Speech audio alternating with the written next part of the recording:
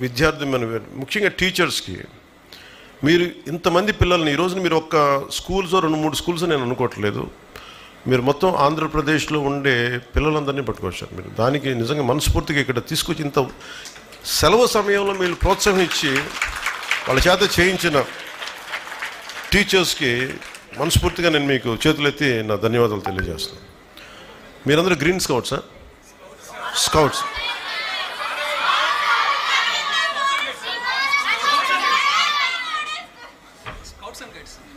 Scouts and guides.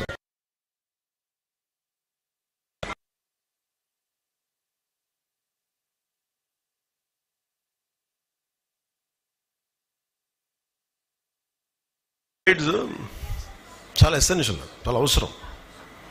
నేను నేర్చుకున్నాను ఈరోజు నుంచి, కొత్తగా ఎప్పుడు నేర్చుకోవడం సిద్ధంగా ఉంటాను కదా. స్కౌట్స్ అండ్ గైడ్స్ సాల్యూట్ ఎలా ఉంటుంది? 3 ఫింగర్స్తో ఉంటుందా? ఇదా? Okay, 3 fingers. ఓకే. సో మనస్ఫూర్తిగా I salute to scouts and guides.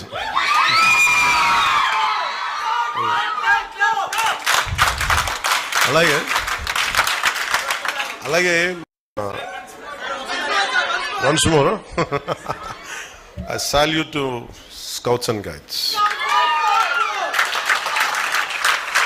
ఎందుకంటే చాలా ఇన్స్పిరేషన్గా ఉంది మీరు చేస్తూ ఉంటారు, చాలా ఇన్స్పిరేషన్గా. ఇందాక చాలామంది ఆ పాప ఎవరో ఇంకిద్దరు ముగ్గురు అబ్బాయిలు పెయింటింగ్ వేశారు. ఒక పాప వేసిన పెయింటింగ్ ఎంత నచ్చింది అంటే, సగం చిరుతుపులి అనుకుంటా, సగం చిరుతుపులి అస్థిపంజరంలో అయిపోయి 3 వారిన చెట్లు వెనకాల డీరా ఎఫారెస్టేషన్కి అంటే ఎలాగది సగం ఎండిపోయి సగం మొత్తం కాలిపోయి ఎముకల్లో ఉంటుంది. ఇంకా కాపాడుకుంటే అదే తీసుకురండి దాని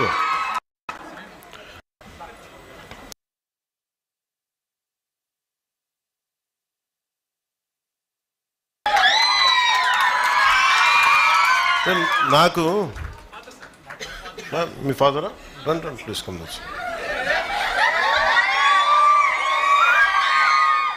ఓకే, నాకు ఎంత నచ్చిందంటే ఈ జింక చూస్తే సగం ఎండిపోయింది ఎఫారెస్టేషన్ వల్ల, అదే పచ్చగా ఉండి ఎంతో కళకళలాడుతుంటాయి అనేది చూపించడం మనస్ఫూర్తిగా. ఇది ఎంత అద్భుతం కదా ఇది. ఈ రోజున సాహితీ కానీ ఇక్కడున్న చిన్నపిల్లలు కానీ అందరూ కూడా మీరు ఈరోజు చేసింది చాలా సామాన్యమైన విషయం కాదు. ఇది చూడటానికి ఏదో పెయింటింగ్ ప్రైజ్ కాదు, దీనికంటే చాలా లోతైంది. Thank you.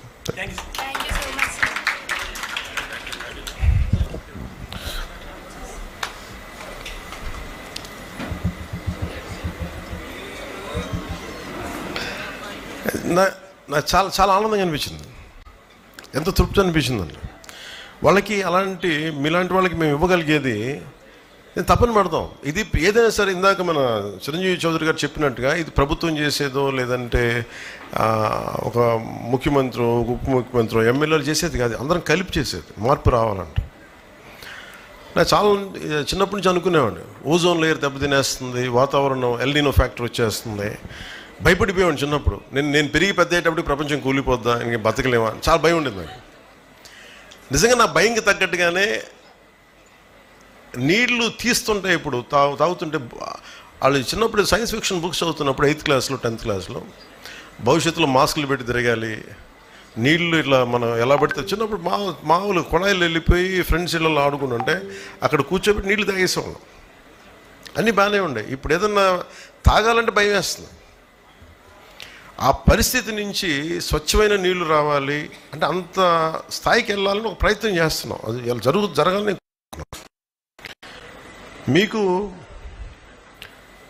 ఈ ఎల్నినో ఫ్యాక్టర్ కానీ లేదంటే మనకి ఈ కూర్చోబెట్టి మన ఓజోన్ పొర దెబ్బతింటుంది ఒకసారి. అంటే ఎంత విచిత్రంగా ఉంటాయంటే మన పాలసీస్. ముఖ్యం నాకు ఒక చిన్నపిల్లడు చెప్పాడు ఈ మాట. ఎవరితో మాట్లాడుతూ ఉంటే ఒకసారి ఏదో రోడ్డు మీద వెళ్తూ ఉంటే టపాసులు వెలిగిస్తూ ఉన్నారు దీపావళికి టపాసులు వెలిగిస్తూ ఉంటే వాళ్ళ ఎవరు చెప్తారు, అబ్బాయి పాట ఏం చెప్తున్నట్టు, నువ్వు పాట చేయకూడదు, ధూళి వచ్చేస్తాయి, అవి వచ్చేస్తాయి అంటే అతను చూసి మరి ఇంతకు మించి పెద్ద బాంబులు పేలుస్తారు కదా, మరి దానికి ఏంటి, దానికి రాదా అన్నాడు. అప్పుడు నాకు అనిపించింది, అది ఎందుకు గుర్తొచ్చిందంటే ఇందాక ఎవరో ఫోన్లో మెసేజ్ పంపించారు.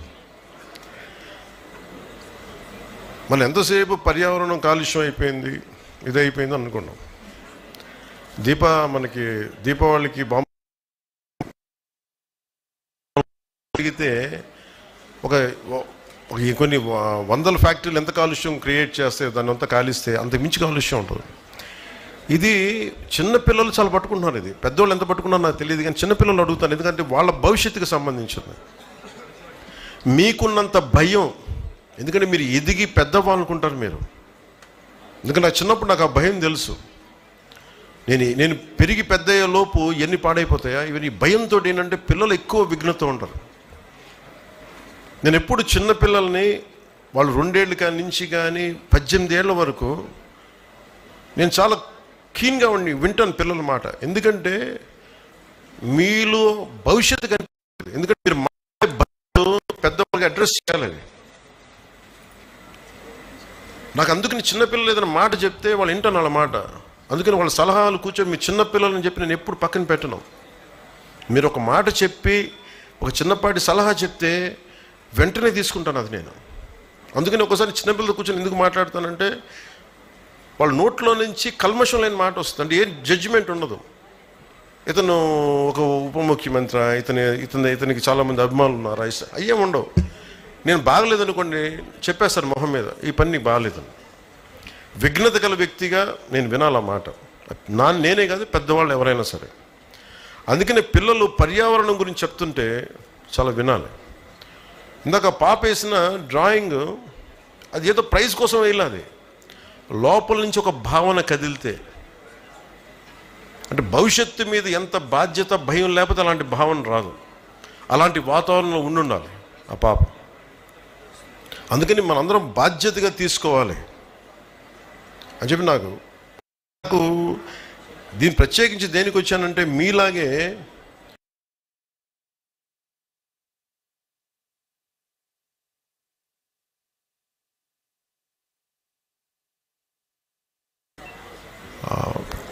నీటి దాన్ని ఏమంటాం, సముద్రపు తెలుగులో ఏమంటాం, సముద్రపు కాదమ్మా నేను అనేది సముద్రపు తాబేళ్ళ లేదా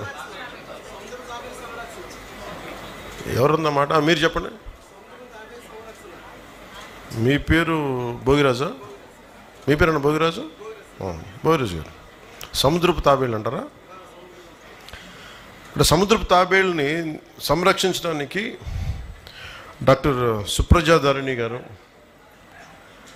టి రాజ్, సూరజ్ గారు, చంద్రారెడ్డి గారు, సోమేశ్వర్, వీళ్ళతో పాటు నరేష్ గారు, వెంకటేష్ గారు, లక్ష్మీ